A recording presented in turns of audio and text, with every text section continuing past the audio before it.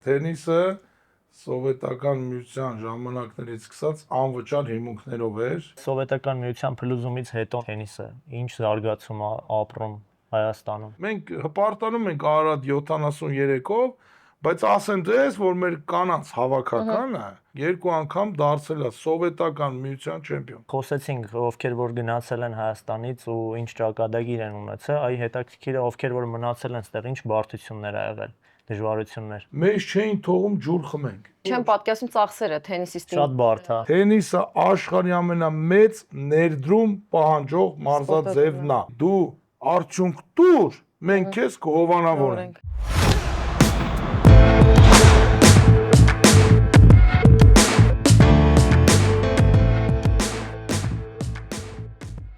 Բարև ձեզ, մենք վերադարձանք Հայաստան եւ այսօր մեր հյուրն է Վահե Ավետիսյանը, գլխավոր մարզիչը Հայաստանի Այո, եւ թենիսի միակ եւ անկրկնելի ընկեր Վահեն։ ընկեր Վահեն։ Ոնց եք ընկեր Վահեն։ Բարև ձեզ, լավ։ Դուք ոնց եք։ Լավ։ Ճիշտ է, այսօր Միքայելը չկա, Միքայելին փոխարինում է Անի Ամիրաղյանը, Այո։ մեր շատ սիրելի Միք բարև։ Ընկեր Վահե, մի քիչ պատմեք ձեր մասին, ձեր մուտքը թենիս ու այդ տարիներին ոնց ա եղել ամեն ինչ։ Ուրեմն, քանի որ մենք ապրում ենք ֆիզիկայի ինստիտուտում Երևանի, կոչվում է Ֆիզգարատոկ, ես եւ իմ եղբայրս ծնողները ուղարկել էին մեզ հացի, գնանք հաց առնենք գայինք ու հանդիպում ենք մեր ապագա մարզիչ ընկեր Լենային։ Ընկեր Լենան ասեց կանգնացրեց մեզ, ինձ ու իմ եղբայրը, ասեց կուզենաք հաճախեք թենիսի։ Ասեցի գնանք մեր ծնողներին հարցնենք նոր։ Դա եղել է մեզ թենիս գալու, ոնց որ գրավականը ընկեր Լենայի մոտ 80 թվից եկել ենք թենիսի, ես 6 տարեկան էի, Կարենը 4, իմ եղբայրը, եւ մեր թենիսային կարիերան սկսել է Երևանի ֆիզիկայի ինստիտուտի կորտերից։ 2 տարի պարապելուց հետո այն ժամանակ թենիսի մրցաշարերը լրանալով էր, եթե տարին լրացել էր, ասենք եթե դու օրինակի համար 2000 թիվ ես, 2012 թվին չես կարող խաղաս 12 տարեկանների մեջ, դի խաղաս 14-ների մեջ։ Որ մենք մեկնեցինք առաջի մրցաշարը, այն վաղ կոչվում էր համամիութենական մրցաշարեր, ես խաղում էի 10 տարեկանների մեջ, որովհետև իմ 8 տարեկանը լրացած էր, իսկ իմ եղբայրը Կարենը խաղում էր 8 տարեկանների մեջ, մեզ հաջողվեց դառնալ չեմպիոն։ Այդ համամիութենական առաջի մրցաշարի հաղթող մեզ ուղեկցում էր մարզիչ Ավետիսյան Ռոբերտը, ընկեր Ռոբերտը եւ տեղից սկսեց իմ թենիսային երկար կյանքը։ ԽՍՀՄ-ի տարիներին մի քիչ ուրիշ ձև էր, հա, զբորեր, անվճար զբորեր բոլոր խաղացողների համար թիմի եւ այլն։ Այդտեղ մի քիչ պատմեք, որտեվ ես ինքս չգիտեմ դրա մասին ռեալ։ Հա, դուք այո։ Ես մի քիչ փոքր եմ։ Ծնվել եմ սովետական միության տարիներին, բայց Անյան ոչ, ուրեմն նայեք, թենիսը սովետական միության ժամանակներից սկսած անվճար հիմունքներով էր, բացի նա որ թենիսի հաճախում էինք անվճար, նաև ինվենտարները, ռակետկաները, սա որ այստեղ կա, այս փայտի ռակետաներ էր այն ժամանակ, գնդակներ, ամեն ինչը անվճար էր։ Դրանից բացի ամենակարևորը մենք թե ակումբները այն ժամանակ կար տարբեր սպորտային օբշեստվաներ, կոչվում էր մարզական ակումբներ։ Նո ակումբ չէր, այնվաղ տարբեր Սպարտակ, Դինամո, բանակի կենտրոնական մարզակումբ, միությունների թմեր,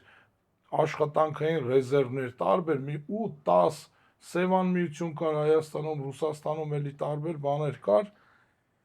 Այ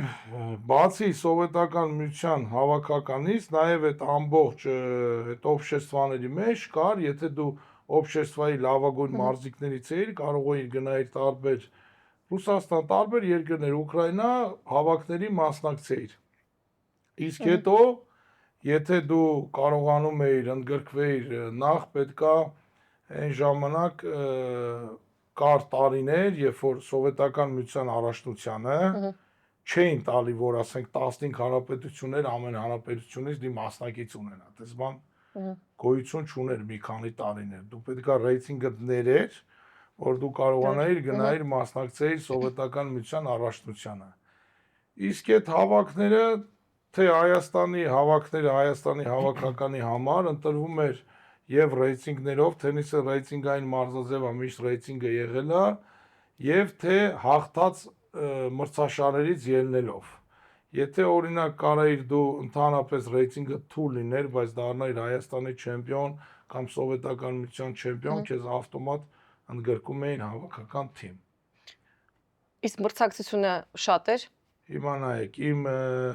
իմ տարիքային խմբերից ինձ բախտ է վիճակվել լինել սովետական միության հավաքականի թիմ, իմ տարիքային խմբի տղաներից երկուսը եղել են top 10-ի մեջ, որից Եվգենի Կաֆելնիկովը դարձել է աշխարհի առաջին ռակետ, Անդրեյ Մեդվեդևը դարձել է աշխարհի 4-րդ ռակետ, եւ կան էլի թենիսիստներ շատ լավ, ովքեր 130, Տամաշևիչ, էլի կար Բարանով, շատ մրցակցությունը շատ մեծ էր, բացատրեմ ինչու։ Սովետական միությունը տարեկան ես խաղացել եմ մոտ 30-ից 35 մրցում։ Եղել է տարի, որ ես 8 ամիս ընդհանրապես տուն չեմ եկել։ Ու հիմա թվում է, ասենք, ես դասերի բանի խնդիրները, ես 3-րդ դասանից դպրոց չեմ գնացել։ Իմ կինը իմ դասարանից է եղել, ինձ կարող է տարին մի 6-7 անգամ տեսնեին, թե չտեսնեին։ Ու որ գալիս էի, բայց դասատուները շատ լավ էին մոտենում, որտեվ չլինի գովաբանության ժամանակ, բայց ես բազմիցս մրցումների հաղթող եմ եղել, կար այն վաղ Հայաստանի ֆիզկուլտուրնի Գև Սավետսկի սպորտ թերթ։ Այդ թերթերի մեջ, երբ որ գրած է լինում իմ անուն-ազգանունը, որպես հաղթող, ուսուցիչները կանչում էին դասի ժամանակ, Ավետիսյան վայ, արի գրատախտակի մոտ, ասում են իր պատմի երևի, չէ, հաջողությունների մասին։ Ոնց գամ, ասում են արի տղա ջան, գրի նատրիում քլոր, ասում են նատրիում քլորը ոնց գրեմ, ասում են գրի անգլերեն է դրում, նստի ապրես 5 ու գնաս դասարան, ինչի համար, ման ասում են այս երեխան զբաղվում է իր կոնկրետ սպորտով եւ հաջողություններ ունի, մենք գնահատում ենք իր աշխատանքը։ Իսկ այդ top խաղացողներից հետո հետ եք խաղացել։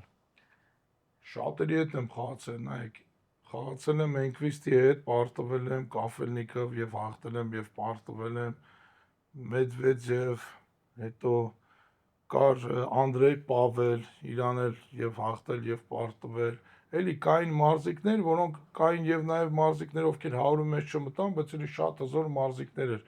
Ուրեմն այն ժամանակ սովետական միությունում կար 3 հատ միջազգային մրցաշար։ Անցկացվում էր Յուրմալայում, Թբիլիսիում եւ Տաշկենտում, ովքեր top 5-ի մեջ էին մտնում կամ հավաքական թիմից էին սովետական միության, իրանց հնարավորություն էր տրվում մասնակցելու այդ մրցաշարերին։ Այդ մրցաշարերը ինչը որ ասում են, պատանեկան մրցաշարներ էին, որտեվ ես եղել եմ 16-17 տարեկան, արդեն սովետական միությունը փլվել է։ Ու ասեմ ավելին, հավաքական թիմում ընդգրկվելով, բացի այն ամեն ինչից, որ ամեն ինչը անվճար էր, մենք նաև գումար էինք ստանում, ու քիչ գումար չէր, սկզբից 80 ռուբլի, հետո 150, հետո էլ ավել, ուզում եմ ասեմ, դա շատ մեծ գումարներ էր այն ժամանակ, որ պատկերացրեք հիմա մեր թենիսիստները ստանան, ասենք X գումար, օրինակի համար մի 150,000 դրամ կամ 200,000 դրամ, իրանց ամենովա ծախսերը եթե կարողանան հոգան, դա շատ լավ կլինի, էլի, այն ժամանակ կար այդ հավաքական ընդգրկված մարզիկները։ Ու մրցակցությունը ինչի համար էր այդպեսի շատ հզոր, որտեվ էլի եմ կրկնում սովետական միություն աշխատում էին շատ մեծ հավաքականի հետ մասնագետ մարդիկ, թե ֆիզիկական պատրաստականության, թե բժիշկներ, մասաժիստներ, ամենացավալին, որը ես հիմա որ խոսանք, ասենք, շատերին շատ զարմանալի կթվա, մեզ չէին թողում ջուր խմենք։ Հավաքների ժամանակ անհնար էր, ասում են ջուր խմել չի կարելի, բայց հավատացեք, որ ոչ ջրազրկվում էինք, ոչ տրավմաներ էինք ստանում, մտածում ես արդյոք ճիշտ էր, չէ սխալ, բայց փաստերը ցույց էր տալի, որ ոչ մեկին ոչ մի բան չէր լինում։ Ու այնպիսի ֆիզիկական մարզումներ էր տեղի ունենում, ընդամենը մի հատ օրինակ բերեմ, մենք զբորեր էինք սովետական միության հավաքականի հետ Դնեպրաձերժինսկ քաղաքում, այդ օրը կռոսի օր էր, պետք է վազեինք 100 մետր դաշտի շուրջ 20 շրջան, սենց 20 շրջան հակառակ։ Մի շրջանը 400 մետր է, այդ 16 կիլոմետր։ Ու դրածա կոնկրետ ժամանակ, որ դու այդ մի շրջանը, չեմ հիշում, մի րոպե 20 վայրկյան, թե մի րոպե 40 վայրկյան, դրանից երկար չէիր կարա վազել։ Եթե չէիր վազում, կենգուրու թռի, չգիտեմ, պրսիդանյա արա, դե սկզբից բնական արյան շատ է վազե, գիտի, այդ 400 մետրը ինչ րոպե, ինչ րոպե 20, բայց երբ որ դու վազում ես մի 20 շրջան, 21-րդ, 23-րդ շրջանից հետո էլ չես կարող գնալ։ Դա շատ անտանելի ժամանակ է։ Լավ, իսկ այդ սովետական միության փլուզումից հետո նա հետաքրքիր ընկեր Վահե ջան թենիսը ինչ զարգացում է ապրում Հայաստանում։ Ուրեմն սովետական միությունը երբ փլուզվեց 92 թվից այս կողմ, արդեն այդ մարզադպրոցները, ովքեր որ գույքեր էին ստանում, ամեն ինչ ստանում էին սովետական միության ժամանակահատվածում, արդեն միանգամից կտրվեց։ Դարձավ անկախ Հայաստանի Հանրապետություն, Ղարաբաղյան պատերազմ, ոչ լույս 92-3 թվից մինչև 96 թվը լույս չի եղել եւ սպորտը լրիվ ընկել էր երկրորդ, երրորդ պլան, մեղադրելու չի, որտեվ պետությունը կանգնած էր շատ բարդ ժամանակահատվածի մեջ եւ այն ժամանակ կարելի ասել ոչ թե դժվար էր, շատ դժվար էր։ Ոչ լար կար թենիսի, ոչ ռակետաներ կար, այդ ամեն ինչը պետքա մարդիկ առնեին։ Ասենք առնելը մի բան էր, բայց նաև ոչ մի ինվենտար Հայաստանում չկար։ Ոչ կային սպորտային խանութներ, շատ բարդ էր։ Ու հետո միանգամից երբ որ թենիսը դարձավ արդեն վճարովի, ակումբների հայտ եկան եւ ամեն ինչը վճարովի, դրա համար sense մի ճաշային ժամանակահատված տեղի ունեցավ, որը շատ թենիսիստներ դադարեցրեցին մարզվել, ոչ միայն թենիսիստները, շատ բարդ տարիներ է եղել։ Հիմա տեղից մի հատ ուզում եմ անցում անեմ, մեր թենիսիստները 4 տղա եւ 4 աղջիկ ընկերական խաղերի մեկնեցին Ամերիկայի Միացյալ Նահանգներ 93 թվականին։ Մենք բոլորս սովորում էինք մեր ֆիզիկական կուլտուրայի ինստիտուտում եւ մեր առաջատար թենիսի Սարգիսն էլ էր այդ խմբի մեջ։ Հիմա եթե Սարգիսը չմեկներ Ամերիկայի Միացյալ Նահանգներ, ես սխալված չլինեմ, բայց Սարգիսը չէր կարող Սարգիս դառնալ, որտեվ մեր սպորտը այն մարզաձևերից է, որ մենակ մարզվելով չի։ Եթե դու մրցաշարերի չմասնակցես, ուզում ես օրը 6 ժամ պարապի Ֆեդերերի հեսա կամ Ջոկովիչի հետ, դա ընդհանրապես կապ չունի։ Մենք նախորդ հաղորդմանը խոսեցինք, ովքեր որ գնացել են Հայաստանից ու ինչ ճակատագիր են ունեցել, այ հետաքրքիր է ովքեր որ մնացել են այդտեղ, ինչ բարդություններ ա եղել, դժվարություններ։ Ասեմ, ուրեմն իմ ամենալավագույն ռեյտինգը սովետի ժամանակ եղել է երկրորդ, երրորդ համար, բայց ստաբիլ եղել եմ 5-րդ, 4-րդ համար։ Այդքան մրցաշար մասնակցելուց հետո միանգամից դու գալիս ես այնց իրավիճակի, ծնողներդ գումար չունեն, հովանավոր հասկացողություն չկա 92-3 թվերին, դու չգիտես ինչ պետք է անես։ Ես սկսեցի աշխատել 92 թվականից եւ սկսեցի մարզել սպարինգություն անել, որ կարողանամ գոնե մի քիչ փող հայթայթեմ, կարողանամ գնամ Վրաստան մրցումների, ասենք տարին կարողամ մի անգամ այնվաղ կար էլի ֆեդերացիա, այնվաղ մեր ժամանակ մեր Futures մրցաշարը կոչվում էր սատելիտներ։ Ու այդ սատելիտները պետքա դու 3 մրցաշարը մտնեիր 16, որ հետո խաղայիր Masters-ը 4-րդ մրցաշարը մի խաղ կրեիր, որ նոր ռեյտինգ ձեռք բերեիր։ Հիմիկվա նման չի, եթե դու Futures-ը մի խաղ այդ տղամարդկանց մոտ է, կանանց մոտ մի քիչ ուրիշ ձև է։ Այն ժամանակ աղջիկների մոտ ոնց է եղել։ Այն ժամանակ։ Ահա, ոնց է եղել։ Էլի չի եղել սատելիտներ, եղել է։ Եղել է, սատելիտը։ Մեր Այդա Խալաթյան, Կարինե Գյուրեղյան, բոլորն էլ այն ժամանակվա այդ սատելիտները, ասում եմ, շատ դժվար է, շատ։ Ու 4 այդ 3 մրցում իրար հետևից էր խաղում, չկար ընդդեմ մի մրցում ուներ։ Եթե մրցում էր 3 մրցում դիխայր։ Հետո արդեն մի որոշ տարի հետո 95-ից հետո փոխեցին էդի, այդ 90 թվից այդ ձև էր այդ սատելիտները, հետո փոխվեց, դարձավ, որտեվ շատ բարդ էր, ասեցին պետք է սենց խաղալ։ Իսկ այդ խնդիրները Հայաստանում մենք շատ լավ թե տղաներ, թե աղջիկներ ենք ունեցել, պատանի տարիների, ովքեր եղել են սովետական միության այդ համամիութենական մրցաշարերի հաղթողներ, որում հանդես են եկել թոփ աստղեր, տարբեր։ Չեսնակով, Չերկասով, Զվերև, Լիանյուկ, այդ բոլորը կարային մրցաշարերի մեջ մասնակցեին եւ մեր հայ մարզիկները դառնային չեմպիոն։ Մեր վաղամերիկ Արտուր Շիլաջյան շատ կան։ Եձիգարյան, Եձիգար, տարբեր, հիմա անուններով չասեմ, որ մյուսները նեղանալու լինի, նկատի ունեմ, այդ արդյունքները կար։ Ինչից կար, որովհետև սպորտսմենը միայն մտածում էր մրցաշար հավաքի մասին, ոչ մի գումար պետք չէր։ Իսկ այդ մութ ցուրտ տարիներին փլուզվեց ամեն ինչ։ լրիվ փլուզվեց։ Ու մենք ունեցանք այն, ինչ ունենք, այն մարդիկ, ով չկարողացան դուրս գնան կամ հնարավորություն ունեն Սարգիսի եւ մյուս տղաների աղջիկների նման, ոչ մի արդյունք չգրանցվեց։ Ու շարունակեմ ասեմ ավելին, որ պատանեկան սովետական միության բազմակի չեմպիոններ ենք ունեցել, թե տղաների մեջ, թե աղջիկների մեջ։ Այն ասենք, եւ այն ժամանակ կար տարբեր սովետական միության առաջնություն, VSSP-ի առաջնություն եւ համամիութենական տարբեր կատեգորիաների մրցաշարեր, ոնց որ հիմա է։ Կա, չասեմ Ուիմբլդոնից չգամ, մի քիչ իշտեմ ներքև, ATP 500, ATP 250, 125, մեր մոտ Challenger 50000, 25, 10, 15։ Նույն ձևի այն ժամանակ կար 3 կատեգորիաների մրցաշար։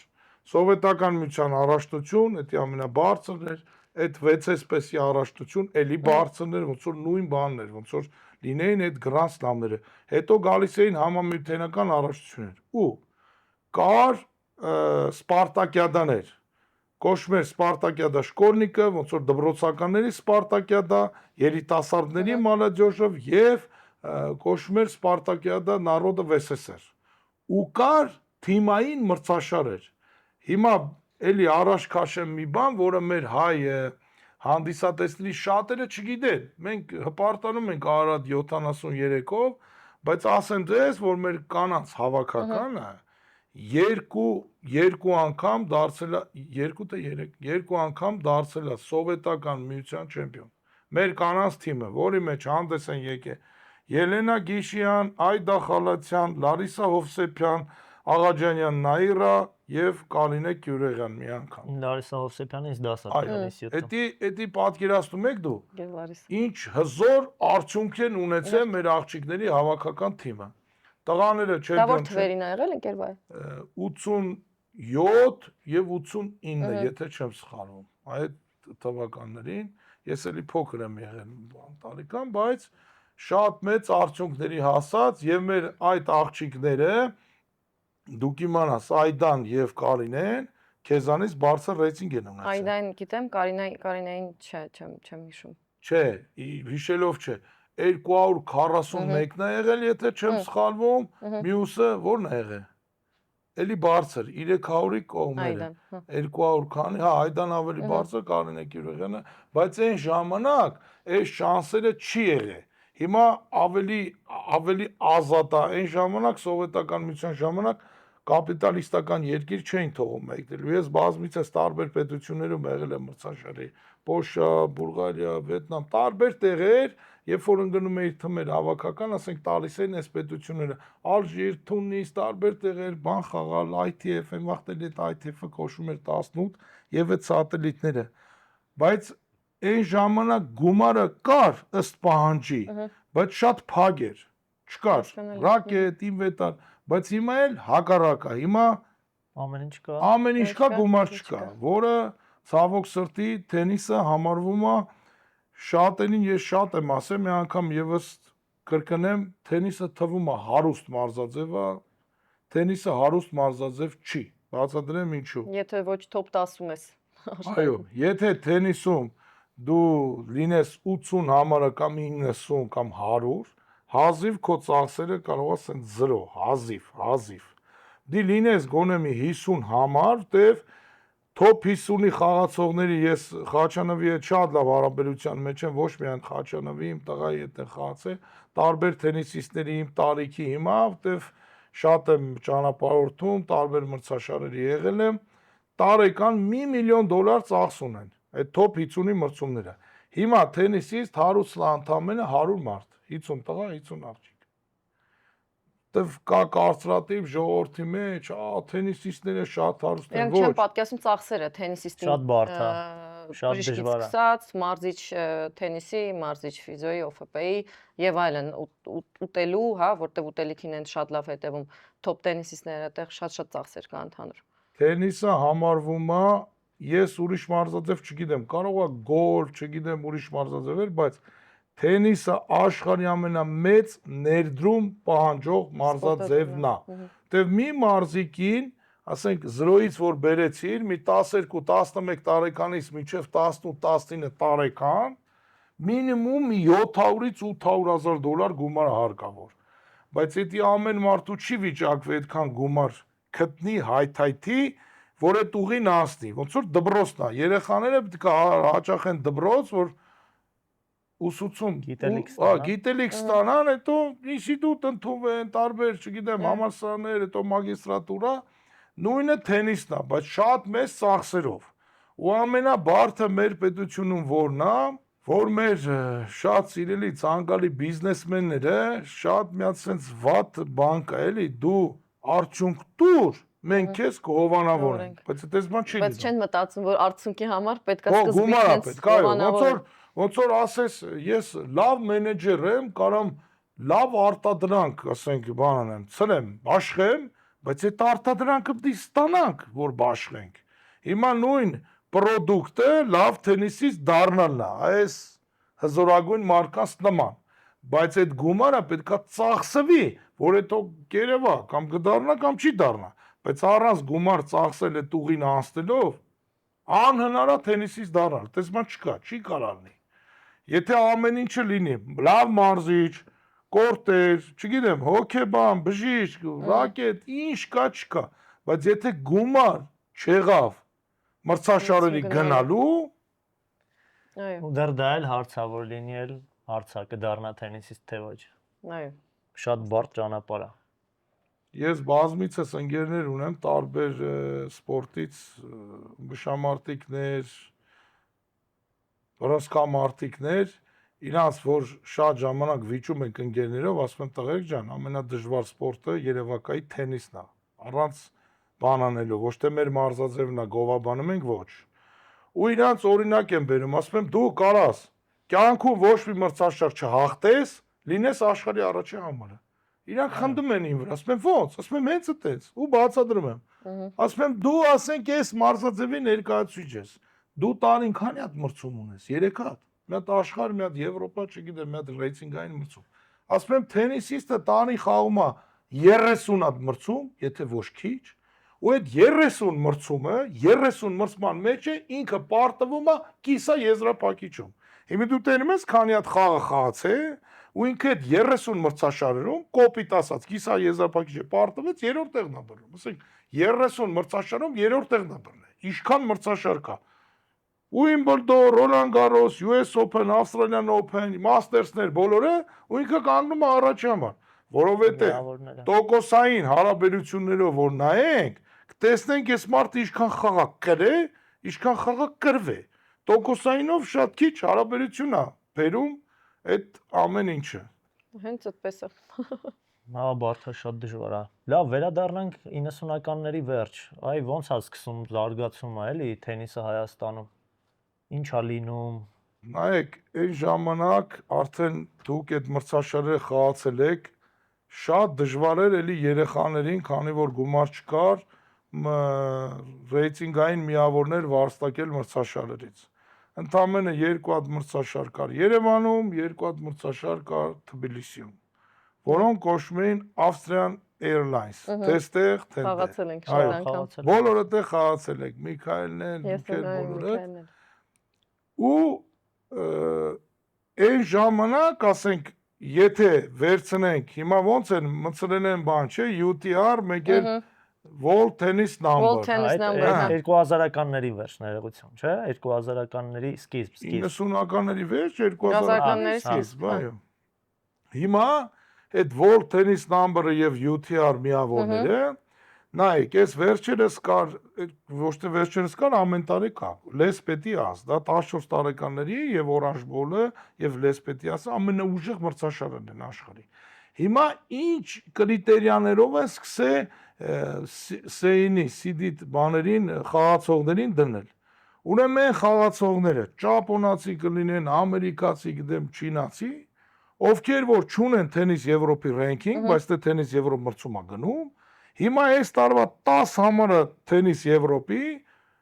Սեյնի խաղացող չէր լեսպետի ասում Ֆրանսիայի, ինչ որ ճապոնացիները, ամերիկացիները իրանք ոնց են հաշվում են իր խաղացած միջազգային մրցաշարերի խաղերը, հաղթանակները եւ պարտությունները։ Եվ բերում են իմի, եթե ինքը 20 խաղ խաղացել է, 20-ից 17-ը հաղթել է, 3 հատը կրվել է, իր այդ World Tennis Number-ը 7-ար միավորներն ավելի բարձր է լինում, քան թե խաղացողի, որը ասենք 10 թենիս Եվրոպ մրցումը հաղթե, ասենք 20 խաղ հաղթել է, բայց 300-ը թե պարտվել է։ Մի օր մեր Միքայելը ասեց, որ իր բանը ավելի բարձր է, քան մեր մյուս մարզիկների։ 7-ը։ Այո։ Ավանեսյան Միքայել, որ ավելի շատ թենիս Եվրոպ մրցաշարեր էր հաղթել, ավելի շատ ITF մրցաշարեր էր հաղթել, մեր Ավանեսյան Միքայել, ես զարմացա։ Ասում եմ ո՞նց, ասում եմ այստեղ, հետո ցույց տվեց, տեսա, որ քանակի խաղացած խաղերի տոկոսային հարաբերություն, այո, ինչքան է շատ հաղթե քո խաղացած խաղերից։ Դրա համար այս ռեյտինգի ցենելով էտա։ Բայց հիմա ուզում եմ լավով նշեմ, այս վերջի քանի 5, 6, 7 տարին մենք Հայաստանում առաջ ունենք մի 12 հատ մրցում միջաշխարհային, հետո դարձավ 14, հետո 16,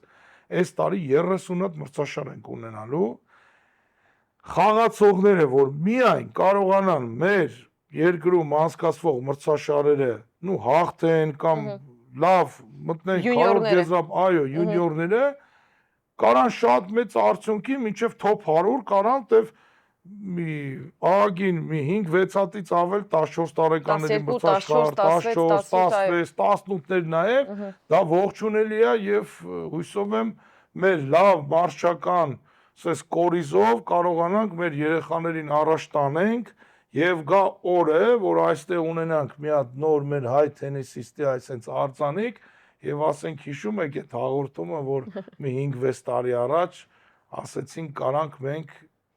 հասնենք բարձր արդյունքների։ Հաստատ։ Իսկ լավ կլինի մի քանի տարի հետո տեսնենք։ Հուսանք։ Ընկերվայ, ուզում եի ձեր կապիտան լինելու մասին մի քիչ խոսենք, Դեվիս Քափի։ Քանի տարի արդեն դուք կապիտան եք։ Ուրեմն ես ինքս խաղացել եմ նաև Դեվիս մեր հավաքականի թիմում որպես մարզիկ, բայց 2006 թվականին մեր էլի վաղամերիկ Ալեքսանդր Ծատուրյանը առաջարկեց ինձ, ես այդ տարի գնացի որպես խաղացող մարզիչ, հրավիրեցի արդեն մեր Սարգիսին, թեկուզ ինքը արդեն 5-600 համարներ, որ գար, գոնե վերջի անգամ Դեվիս խաղար։ Մենք Բոսնիայում Բանյա Լուկա քաղաքում խաղացինք այդ մրցաշարը, ճիշտ է Սարգիսն է պարտվեց, մենք թվով պարտվեցինք 3-րդ խմբից դրանք 4-րդ խումբ եւ 2007 թվից ես դարձել եմ մեր թմի գլխավոր մարզիչ, որը տենիսում կոչվում է կապիտան։ Captain։ Շատ մեծ փորձ ունեմ իմ անցած ուղու, էլի եմ ասում, հիմա լրագրողներից ոչ մեկին դեմ բան չկա, բայց երբ որ մարդիկ չեն հասկանում այս սպորտը ինչ է իրանից ներկայացնում, ցավալի պարտություն, բարդ պարտություն, Հայաստանի հավաքականը sense պարտվեց, sense բաներ, ուրեմն մինչև իրանք չհասկանան, որ խաղը հաշիվը եթե գրվի թերթում կամ հեռուստացույցով ասեն 6-0, բայց պետք է այդ խաղը նայել եւ հաշվել, քանի միավոր տվյալ թիմը կամ մարզիկը հաղթեց, քանի հատ պարտվեց։ Ինձ բախտ է վիճակվել ներկա գտնվելու խաղին, հենց Indian Wells-ի Masters-ում, ֆինալի խաղը, այդ ժամանակ Դևենպորտ աշխարհի առաջի ռակետկան էր, Շարապովա Դևենպորտ, այո, Շարապովան 18 տարեկան, եւ խաղը տևեց 2 ժամ 40 րոպե։ Հիմա մեր ամերիկյան անին շատ քիչ խաղեր խաղացած կլինի իր կյանքում 2 սետանոց խաղից 2 ժամ 40 րոպե, դաժե 3 սետանոց խաղից, խի 2 սետանոց խաղից։ 3 սետանոց խաղը 2 ժամ 40 րոպե, դա համարյա ամեն սետը պետք է մի ժամ խաղաս, որ 3 սետ, ասենք 7-5, 7-6, չգիտեմ, տայբրեքներով։ Հիմա լրագրողները, եթե այդ խաղը տեսած չլինեն, կասեն Շարապովան պարտվել է 6-0, 6-0։ Շատ Բայց եթե հաշվենք գնդակների կրած եւ կրված քանակը, ասենք 200 գնդակ կրած կլինի Դևենպորտը, 188 գնդակ կրած կլինի Շարապովան։ Ընդամենը 12 գնդակի տարբերությունով Շարապովան պարտվեց այդ խաղը, բայց նույն բանը կարող լիներ հաշիվը իօքուտ Շարապովայի 6-0, 6-0։ Դե ամեն գեյմում ամեն մեկը մի 4-5 հատ գեյմբոլ ունեին։ Ուղղակի մեր վատն է, մի բանի ծանոթ չլինելով, մի անգամից անուն դնել, վայ, պարտվեցին սրանք, թենիս են մարզաձևնա կրկնում եմ։ Ֆուտբոլ չի, որ շտանգա խփին, հաշիվն եղավ 5-0, մենք ոչ մի հատ ասենք գոլ չենք կարողացել խփենք։ Ոչ, մենք այդ գոլերը խփում ենք։ Եթե մենք միավորները հաղթում ենք, եթե մի գեյմի մեջ հաշիվը կարող լինի 40 հավասար, 3 հատ կրում է մեր թիմը կամ խաղացողը, 3 հատ այն մի խաղացողը կամ այն թիմը։ Հետո արդեն լինում է առավելություն մեկին կամ մյուսին, նոր այդ գեյմը պարտվում ես։ Բայց 1-0 լինելով, եթե հաշվի մեջ այդ գեյմի մեջի ամեն բաները նայենք, ռոզիգրիշները, արդեն ուրիշ պատկեր կլինի։ Ուրիշ բան է, եթե հաշիվն էլ նայեն եւ գեյմի մեջի գնդակները նայեն 0-ներ լինի, հարցեր չկա։ Բայց առանց նայել, ասել հեշտ պարտվել, ես ուզում եմ իմ հավաքականի մարզիչ եղած ժամանակաշրջանում մենք մի քանի անգամ խմբից անցել ենք, որը չթվա աղջիկներին նեղացնում եմ, ոչ, աղջիկների մոտ կա 3-րդ խումբ, ամենացածր խումբը։ Դուք 3-րդ խումբից 2-րդ խումբ երբ եք բարձրացել։ 2020 Չէ, 20 չկա։ 23 թվականին բան։ Դες բան չի եղել։ Չեն բարձրացել։ Դուք քո խաղալու օրոք, դուք կյանքում 2-րդ խումբ չես խաղացել։ Ոչ, ես չեմ խաղացել։ Այն մեր Մարի Գայանեն, չգիտեմ, կարող է մի անգամ եղել է։ Եղել է մի անգամ, Մովսիսյան Աննան, Մարի Գայանն է, թե Նիկոյան Լյուդան, այս ինչի համար եմ ուզում ասեմ, ոչ թե անուն դնելու մեր կանանց հավաքականին, Քավլիցի, դες բան գոյություն չունի, բայց խումբ անցնելը, ունեմ թենիսի մեր տղաների մեջ կար 5 խումբ։ Հիմա 5-ը առանձնացրել են, մենակ թողել են Աֆրիկան, կա 4-րդ, 3-րդ, 2-րդ, առաջին։ Ուղղակի բացատրեմ, որ Davis Cup-ում 4-րդ ենթախումբը լինում է 7 կամ 8 կամ 10 թիմ, իսկ կանանց մոտ Billie Jean King Cup-ը մոտավորապես 15 թիմ ու ոնց որ առանձնացնում են 4 ենթախմբով։ Այդպես 4-րդ խումբից 3-րդ խումբ անցնելը շատ դժվար է։ Իսկ 3-րդից 2-րդ ընդհանրապես։ Ես հիմա ներկա եմ եղել խաղին Կիպրոս, Մակեդոնիա, Վրաստան, այս էլ է լավ հարց։ Վրաստան, Բերմուդա։ Էլի, անցնեմ լրագրողական քննադատություններին։ Հայաստանի ֆուտբոլի հավաքականը պարտվեց Ֆարերյան կղզիներին։ Ուրեմն այս Բերմուդան 60000 բնակչություն ունի։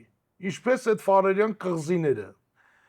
Իրանք առնում են խաղացողների, դարձնում են իրանց պետության քաղաքացի, բայց ես հարցրեցի այդ մարդկանց, ասես բոլորը մեր քաղաքացիներն են, մենք չենք, մեկին ենք բերել UR-ից, այդ բերել։ Վրաստանի հավաքական թիմը Դեվիսի 2-րդ խմբում պարտվեց Բերմուդային եւ թռավ 3-րդ խումբ։ Վրաստանի հիմա առաջատար մարզիկը Սաբա Ուրցելաձե, կրել է Challenger մրցաշար 250 համարն աշխարհում։ Հիմա Անյա ջան, դուք ասես 250 համար ինչա նշանակում։ Բայց փաստ թիմային խաղում իրանք Բուրցելաձեն 2 խաղը հաղթեց, զույգով իրանք պարտվեցին եւ մյուս խաղերը Բաքշին, որը 600 համար է, հիմա այն մյուս խաղացողը 900 քանիսի մոտ Խեմալաձե պարտվեցին 3-2։ Հիմա եթե նայում եք պետության բնակչության բանից ելնելով, որը էլի շատերին ասում է, ոնց կարելի է այդպես քիչ բնակչության, էլի օրինակը բերեմ, Մոնակո, հարուստ պետություն, մի մարզիկը Վաշերոն, անցած տարի մի հատ մրցաշար կրելով Մաստերսը, իջավ դարձավ 30 քանի համար, հիմա Մոնակոյի թիմը այդ մարդու, այդ մի լավ մարզիկով parza կողքիններ էլի զույգով հաղթեցին շատ ուժեղ Ղազախստանի թմին 3-2, որտեղ խաղում է Բուբլիկ, խաղում է Շևչենկո, Բուբլիկը 10-ն է, Շևչենկոն 100-ի մեջ է։ Ինչ եմ ուզում ասեմ, թիմային խաղը, թիմային, Այսօր ընդհանրապես թենիսը թվում է անհատական մարզաձև, բայց անհատական մարզաձև չի շուտվանից։ Թիմ աշխատում է մարզիկի թիմ։ Բայց թիմային մեր խաղերը, Դեվիսի գավաթ, Բիլի Ջին Քինգ Քափ, դա լրիվ ուրիշ հոգեբանություն, լրիվ ուրիշ տրամադրվածություն։ Գիտես, ոչ միայն խաղում ես քո համար, խաղում ես թմի համար, ֆեդերացիայի, պետության, բոլորի համար։ Իսկ այդ ընկճվածությունը, այդ լարվածությունը շատ բերում է շատ բարդ, ասենք, սիտուացիաների, որը հենա, Հենիկը իմ հետ մենք Աֆրիկա եղե, խումբ ենք անցել, շոկ, +50, հարութիկը վատանում,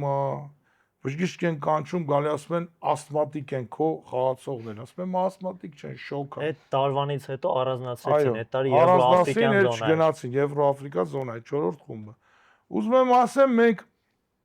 այդ ժամանակ անցել ենք 3-րդ 2009-ին։ Իսկ մեր ամենալավագույն պահերը, որ ես կուզենամ շեշտեմ, դա 2021 թիվն էր, որտեղ մենք ամեն մեկս մեր գործով ենք զինվոր եւ ամեն մեկս պաշտպանում ենք մեր պետությունը մեր մասնագիտությունից ելնելով։ Ուրեմն կռվից հետո 21 թիվ գլխավոր մրցավարը ինչ ճանաչում էր Շուտվանից, եկավ մի բան էր խնդրում, ասում էր ինձ ասեց, այո, Մակեդոնիայում Ցիմա Լեֆմանը, ոսկե բեջ, ասեց վայ խնդրում եմ կռիվ չանեք։ Ես էլ ասի մեր կռիվը կորտում է, ինչ կռիվ անենք։ Պարզան դե իրանց ազգային անվտանգություն այդ Մակեդոնիա եւ թե Ադրբեջան, Հայաստան, վերջի խաղում են իրար հետ, ով հաղթեց, այո, անցնում է 3-րդ խումբ ու ասեմ ավելին։ Մեր Սարգիս Սարգսյանը մեր համար լեգենդա։ Թենիսի մեր լեգենդը դա Սարգիս Սարգսյանն է, որը եղել է 38 համար, ուրեմն Սարգիս Սարգսյանը երևի մի 10 քանի տարի ավել խաղացել է Դեվիսի գավաթ, ու մենք մեր տղաների թիմով 2 անգամ եղել ենք 2-րդ խմբում, 2-րդ։ Սարգիսի խաղալու տարիներին 2004 թվին եւ 2001 թե 4 թվին։ Վերջը, ինչ եմ ուզում ասեմ։ Առաջ բացի ֆինալնի մրցաշարից մեդալ գոյություն չուներ։ Մենք հաղթեցինք այս Մակեդոնիայում բոլորս ուրախ, sense լրիվ թուլացած, Ադրբեջան ենք հաղթե բան, արդեն գնում ենք հյուրանոց, մեկ էլ եկան ասեց, սպասեք, ուր եք գնում։ Ասինք ինչ է եղել, որ բաբդի ձեզ մեդալ տան։ Մենք էլ շորերներս չենք վերել մեր այդ հագուստները Արմենիա գրած, բան տարբեր շորերով, բաներով, այնքան ուրախալի է։ Այո, հիմա այդ մեդալներից Հենրիկն է եւ մյուս էլի հերթով շեշտեմ մեր մարզիկներին բոլորը ունեն, այս տարի Անյա ջան, ցանկանում եմ ձեզ, որպեսզի դուք կարաք։ Ես անցած տարի ներկա եմ եղել, շատ քիչ չերիքեց, բայց հնարավոր է ամեն տարի հնարավոր է, որպեսզի այդ հոգին, այդ սպասումները դուք կարողանաք այս տարի 3-րդ խմբից անցնեք 3-րդ խումբ, որ այդ մեդալները ունենաք, անցած տարի հիշում ես տվեցին։ Որ թիմն անցավ։ Ֆինլանդիան, այո։ Այդ ապրումները դուք ունենաք։ Փառք Աստծո, 2 անգամ էս վերջի 3-4 տարվա մեջ մենք անցել ենք, 24 թվին ենք էլի մեր Սոֆյան Հարութը, որը շատեր էին էլի Գիլոյանն էլ ինձ ասում էր Սոֆյան Հարութ, Վահե ջան, 40 տարեկան։ Ասեցի, պարոն Գիլոյան, ուրեմն Մոլդովայում կար մի հատ աղջիկ Լյուքսեմբուրգից, ինքը 43 տարեկան էր, թե 44։ Խաղում էր զույգ, այն թմբլկինը, որը եղել էր 100-ի մեջ, ասեցի, փորձը, հիմա քանի տարեկան է, 39 տարեկան, Ջոկովիչ, նկատի ունեմ, մեր այն պատանի մարզիկները, էլի իրանց ճանապարհ կանաչ, որը անցած տարի ես տվել եմ իրանց 2 մարզիկին, այս տարի նույն ձևի, բայց գալիս է մի պահ, որ փորձը հաղթում է, մենք մեր վերջի խաղը ֆինալնի Սոֆյանը պարտվեց այդ 600 համարին, բայց Միքայել Ավանեսյան հաղթեց, հետո զույգը, Հերիկը եւ Հարութը այնպես խաղ հաղթեցին Սան Մարինոյին, որ էդի անհավանական, բոլորս խաղից հետո լացում էինք, բոլոր թմով, որովհետեւ Հարութիկը մեր ամենաշատ մենախաղ հաղթած խաղացողներից մեկն է եղել։ Ինքն է մի 15 տարի խաղացել է Դեվիս Քափում։ Փառք Աստծո ինչ հաջողվեց տոնել հաղթանակ խումբը հասնել եւ ունեցավ Հարութը այդ մեդալը, բայց Սարգիսին այսօր 53 տարեկանա դժվար կլինի բերել, որ մի անգամ եւս խաղա։ Այդ օրը կներես այդ օրը մենախաղում Սեթրակը պարտվեց։ Միքայելը հաղթեց, մենախաղում Սեթրակը պարտվեց, ես ու Հարութը Հարութը զուգախաղով ճիշտ է, հաղթեց։ տրավմա էր ստացել Ալբանիայի հետի խաղին, հա, Սեթրակը։ Ուրիշ ընկերվա ինչ որ բան ունեք ասելու։ Դե դա մեր մոտ լինում է 2 ենթախումբ իրաց մոտ 4, բայց 4 ենթախմբի իրանց հաղթողները գալիս են ստիկավ խաղում են, Կիսա եզրափակիչ։ բայց իրանց վատը գիտեք որն է։ Միայն մի թիմ ասում, մի թիմ, բայց անցած տարի նայեք, այս regulation-ը ITF-ը շատ շուտ փոխում է։ Անցած տարի մենք որ խաղում ենք Մակեդոնիայում, 6 թիմ էինք մենք, խաղացինք մի պուլկի մեջ 5 խաղ։ Անցան երկրորդ խումբ Լատվիան, Մոնտենեգրոն եւ Մակեդոնիան։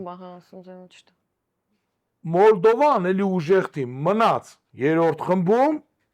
իսկ մենք եւ Մալտան թռանք 4-րդ խումբ։